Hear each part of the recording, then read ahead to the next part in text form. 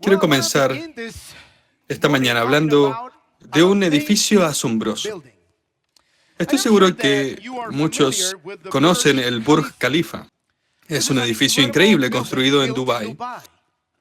El 17 de enero de 2009 alcanzó su altura máxima de 2.716 pies, de más de media milla de altura y más de 160 pisos, convirtiéndose en la estructura más alta jamás construida por la humanidad. Para darle una idea, este edificio tiene más del doble de la altura del Empire State Building. Hablemos del fundamento de este edificio. La superestructura está sostenida por una gran losa de hormigón armado, que a su vez está sostenida por pilotes de hormigón armado perforados.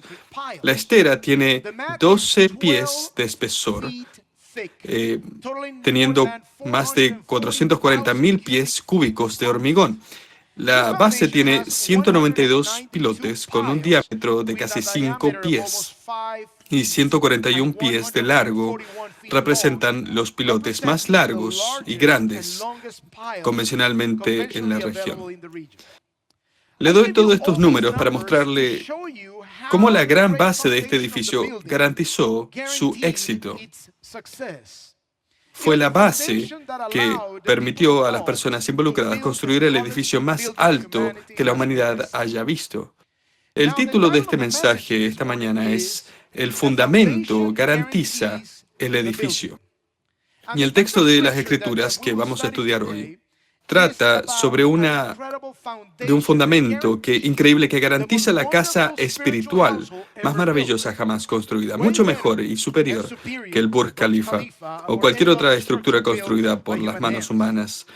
Y este pasaje se encuentra en el Evangelio de Mateo, capítulo 16, versículos 13 al 18. Este es el tercer domingo con un énfasis de misiones. Hemos estado escuchando de John Glass y Rick Ross acerca del impacto global, pero ahora vamos a hablar del impacto local. Y para darle un poco de contexto del pasaje que vamos a estudiar hoy, el capítulo 14, Jesús alimenta a los 5.000, luego camina sobre el agua, sana a la hija de la mujer sirofenicia, se enfrenta a los fariseos y luego alimenta a los 4.000. Al comienzo del capítulo 16, el Señor se enfrenta nuevamente a los fariseos porque están exigiendo una señal. El Señor luego instruye a sus discípulos a tener cuidado con la levadura de los fariseos y los saduceos. Y en este punto, el Señor y los discípulos llegan a una región llamada Cesarea de Filipo y hace una pregunta muy importante. El primer punto que vemos aquí en este pasaje es la pregunta fundamental sobre los demás. Cuando leemos el versículo 13, vemos la pregunta. Leemos: Cuando Jesús llegó a la región de Cesarea de Filipo, preguntó a sus discípulos: ¿Quién dicen los hombres que es el Hijo del Hombre? Jesús se le llama Hijo del Hombre 88 veces en el Nuevo Testamento, y es una referencia a la profecía de Daniel, capítulo 7, donde el profeta ve a uno como el Hijo del Hombre que venía con las nubes del cielo y vino hasta el anciano de días. El título Hijo del Hombre es un título mesiánico. Jesús es el que recibió dominio y gloria y un reino. Cuando Jesús usó esta frase en relación a sí mismo, estaba señalando su identidad a la profecía de Daniel. Los judíos del primer siglo estaban muy familiarizados con el término y a quién se refería. Jesús estaba proclamando que Él era el Mesías. La pregunta es, ¿qué dice la gente sobre la identidad de Jesús estos días? Muchos dicen que era solo un buen maestro. Otros que fue un buen profeta, pero nada más. Otros dicen que es un buen ejemplo para la humanidad, pero nada más. Otros lo ven como un rebelde del primer siglo que reunió una buena multitud y que luego inventó mitos e historias después de su muerte. Muchos otros alrededor del mundo no tienen nada que decir sobre Jesús porque nunca han oído su nombre. La pregunta es, ¿quién dicen tus hijos que es Jesús?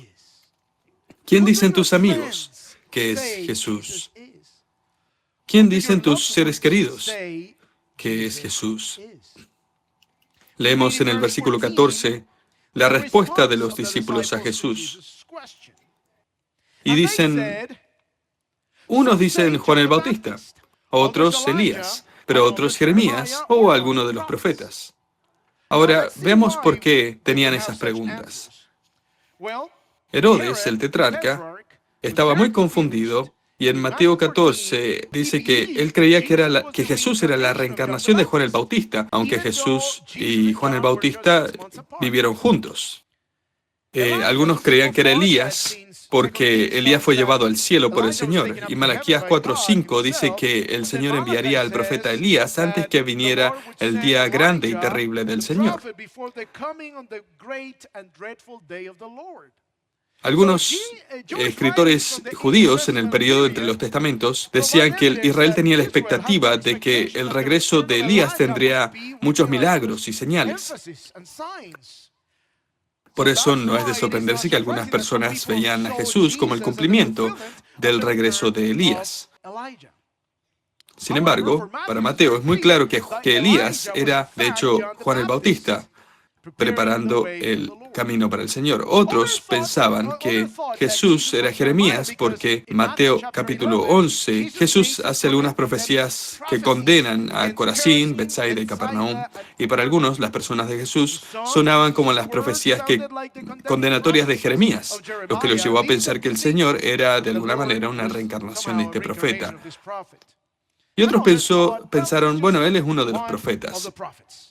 Una categoría general de un grupo de personas que no identificaron a Jesús como un profeta específico, sino que consideraron que Jesús tenía las suficientes características especiales para ser incluido en la categoría selecta de personas que vienen de Dios, los profetas.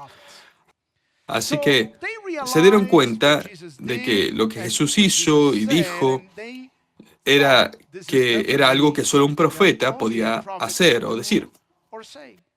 Entonces las personas tenían una amplia gama de ideas sobre Jesús. Sin embargo, los discípulos solo mencionaron las que más encajaban con él. Seguramente muchas personas pensaron que Jesús era un lunático o un extraño líder de masas. Así que llegamos al segundo punto del texto, que es la pregunta fundamental acerca de mí.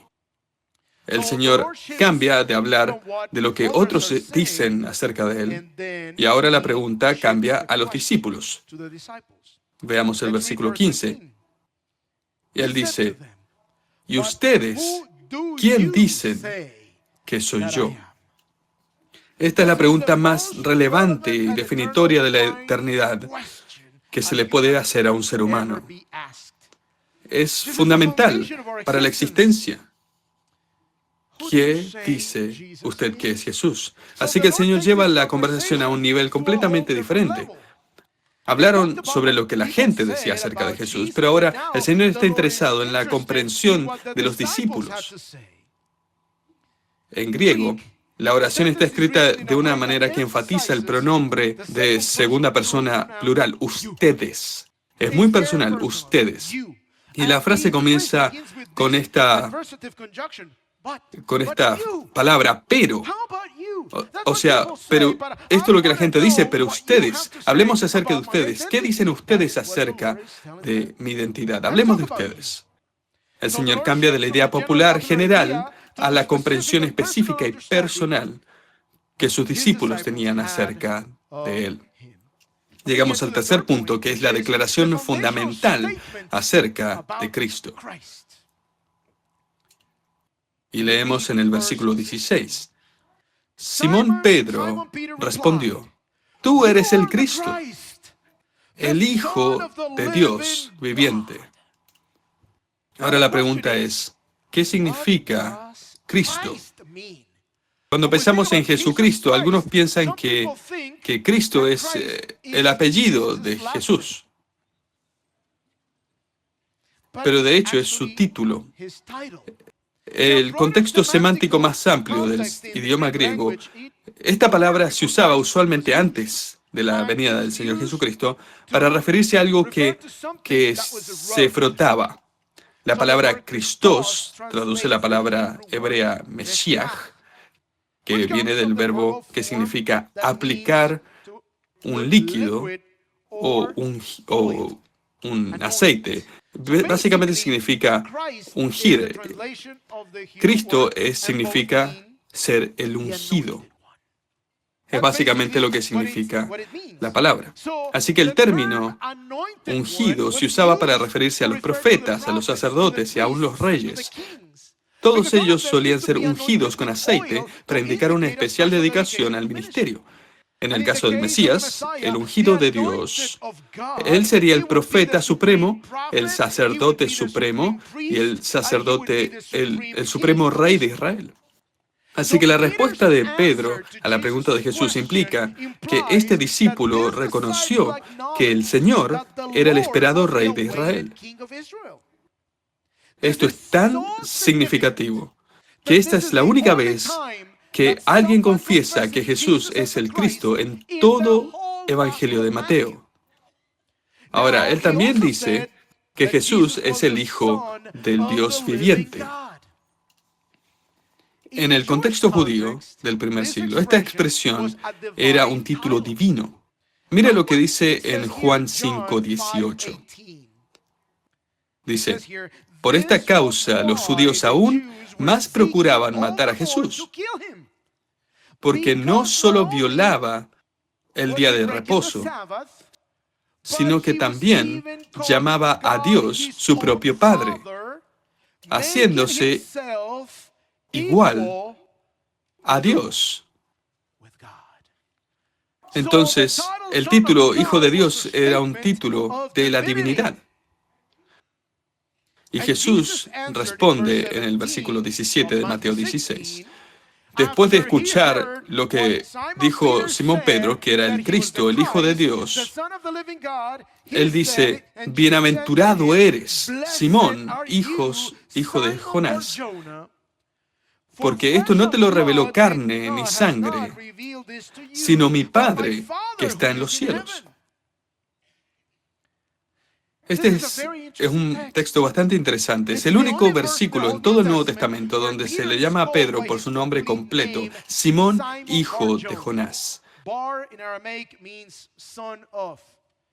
Así que Simón, hijo de Jonás. Jesús anuncia que la comprensión de Pedro de su identidad es una bendición, porque no es el producto de un espléndido esfuerzo intelectual humano, ni el resultado de una diligente y profunda investigación histórica o biográfica.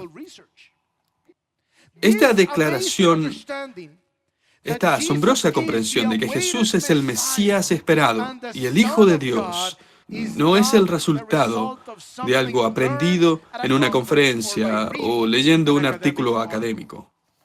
La fuente de esta comprensión de que Jesús es el Rey Supremo, el profeta y el sacerdote de Israel, Dios manifestado en carne, es el Padre mismo, iluminando la mente y el corazón de Pedro, Simón, hijo de Jonás. Esta increíble comprensión es el producto de una revelación celestial y divina. Así que Jesús afirma la declaración de Pedro, llamando a Dios, diciendo, mi Padre. Él está afirmando que tiene esta relación única. Los judíos generalmente no hablaban de esta manera, diciendo mi Dios. Solían decir nuestro Dios, pero Jesús afirma lo que Pedro está afirmando, que Jesús es el Rey de Gloria, Dios encarnado, pero nadie puede venir a ese entendimiento hasta que el Padre se lo muestre. ¿No es maravilloso que no tenemos que convencer a alguien? Solamente tenemos que enseñar el mensaje y el Señor se encargará del resto. Y llegamos ahora al cuarto punto, que es la declaración fundamental sobre la iglesia de Cristo.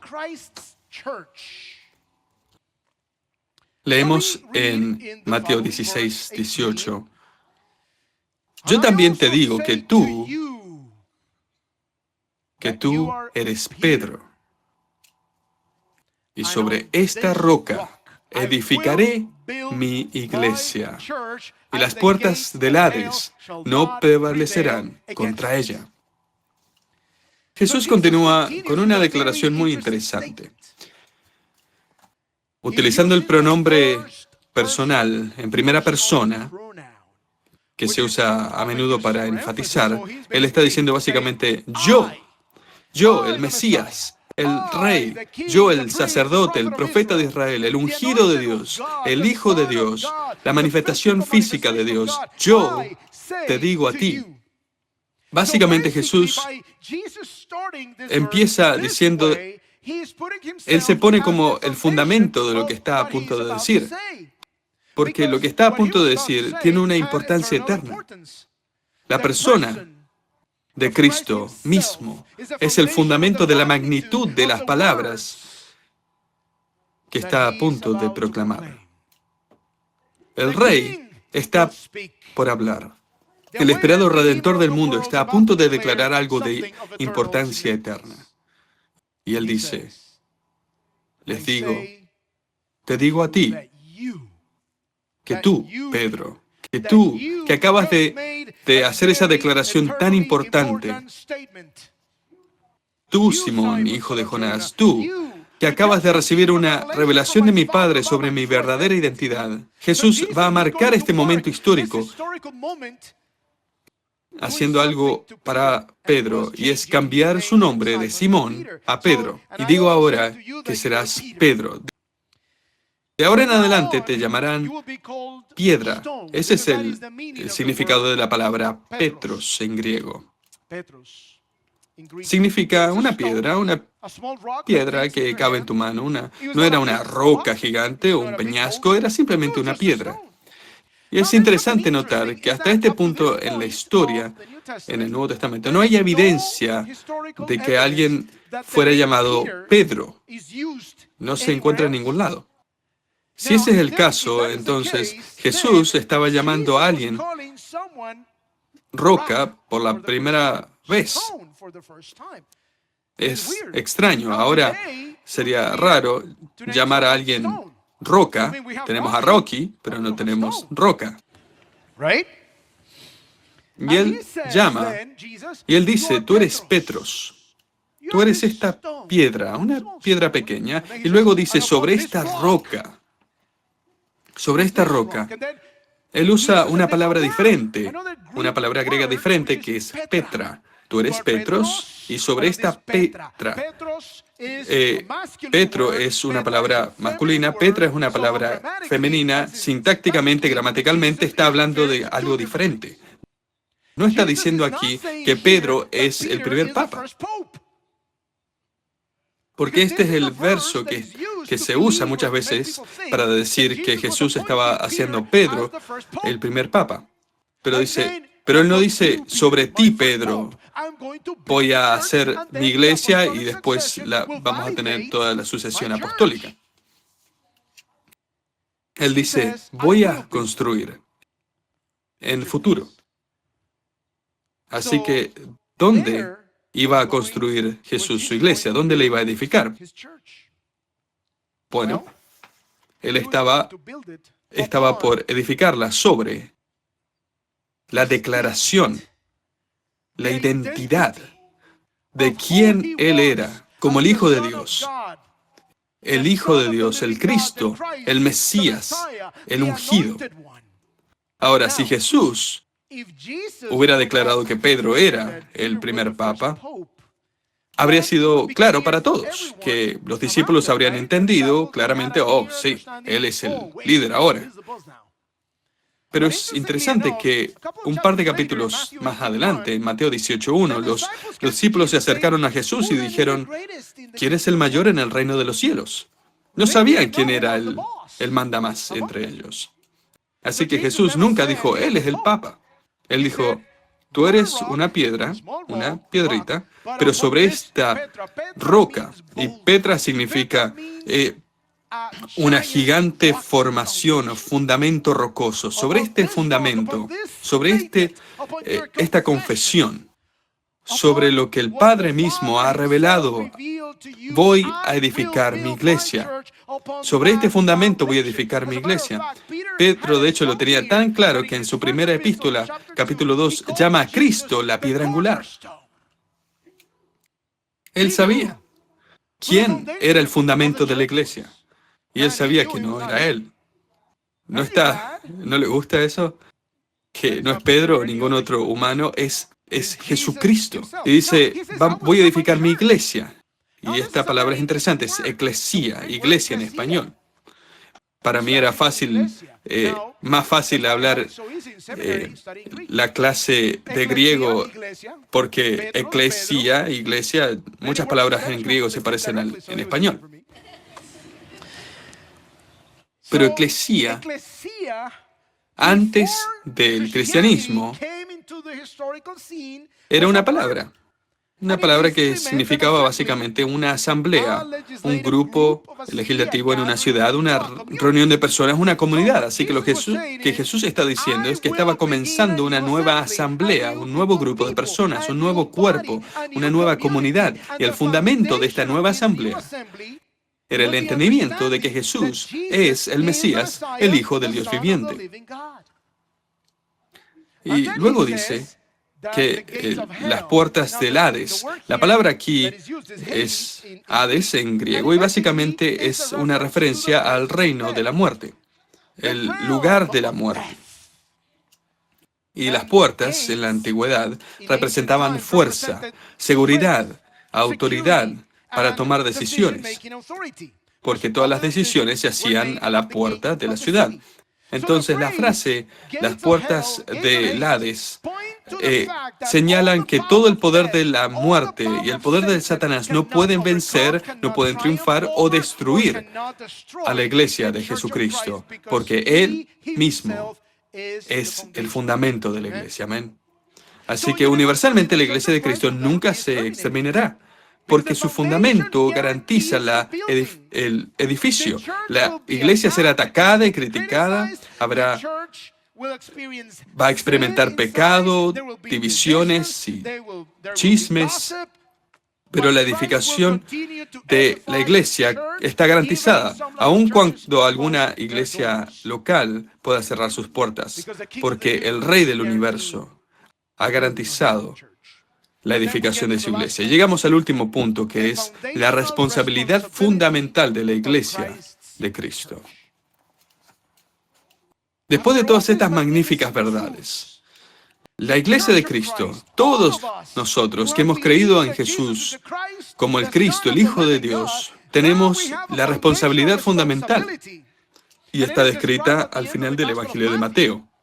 Y conocemos este versículo, dice, vayan pues y hagan discípulos de todas las naciones, bautizándolos en el nombre del Padre y del Hijo y del Espíritu Santo, lo que acabamos de ver el día de hoy, los bautismos, enseñándoles a guardar todo lo que les he mandado. Y recuerden, yo estoy con ustedes todos los días hasta el fin del mundo.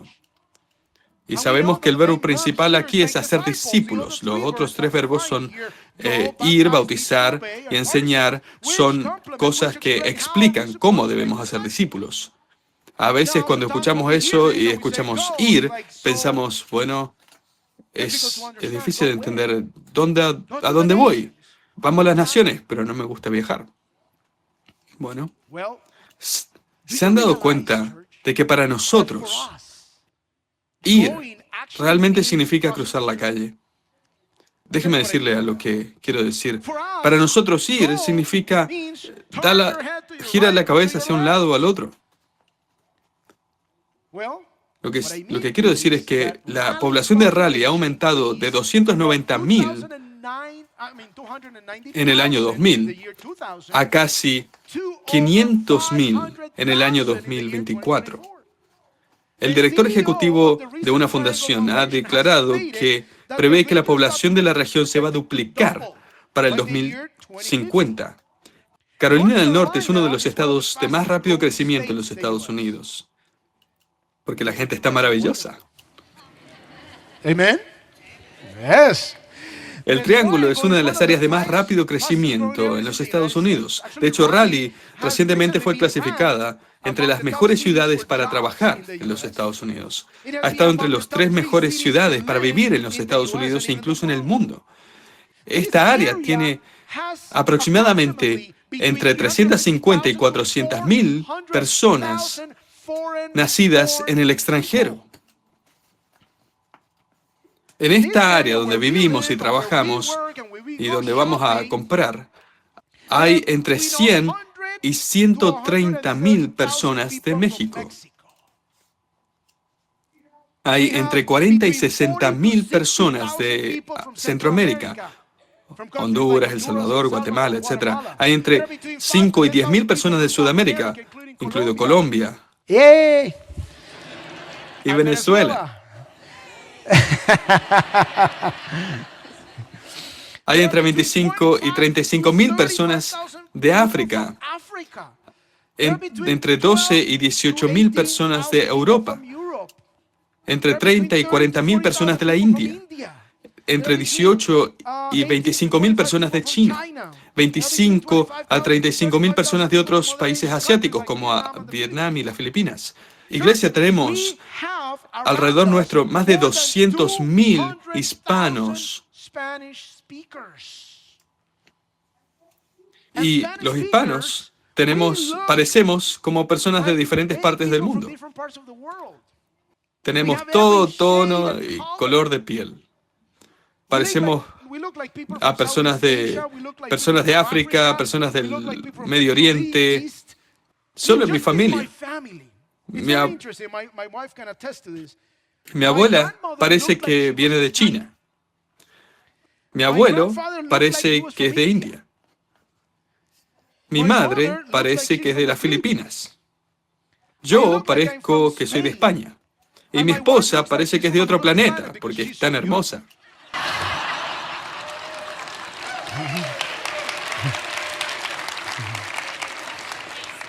Solo en nuestro servicio en español tenemos personas de 14 nacionalidades diferentes.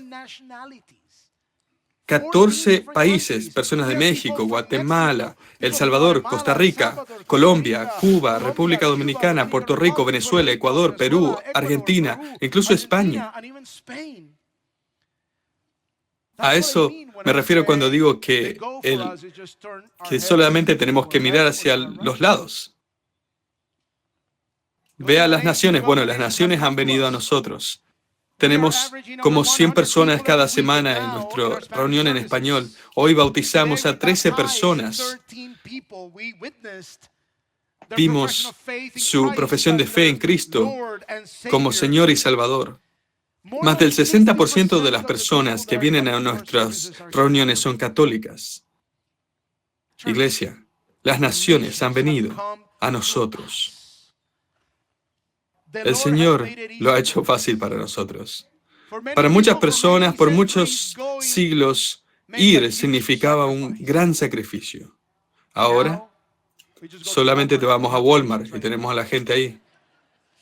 Ahora, lo hermoso es que estamos duplicando lo que estamos haciendo aquí en el Ministerio de Español. Estamos duplicando a través de la red de plantación de iglesias en Chicago, en una iglesia. Allí tenemos un pastor de Costa Rica que está enseñando. Su nombre es José también. Sí, dice José. En Latinoamérica, la mitad del continente da vuelta a la... Así que también se llama José. Él está empezando un ministerio en español allí en Indiana.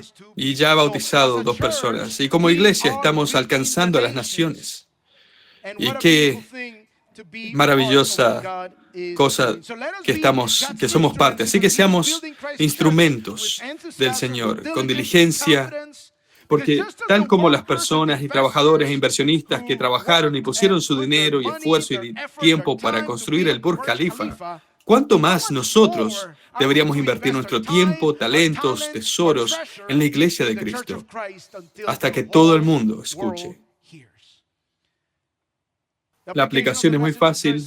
Mientras sale, va a encontrar varias mesas con invitaciones para la iglesia en español, para que pueda llevarla y se la dé a cada hispanohablante que encuentre.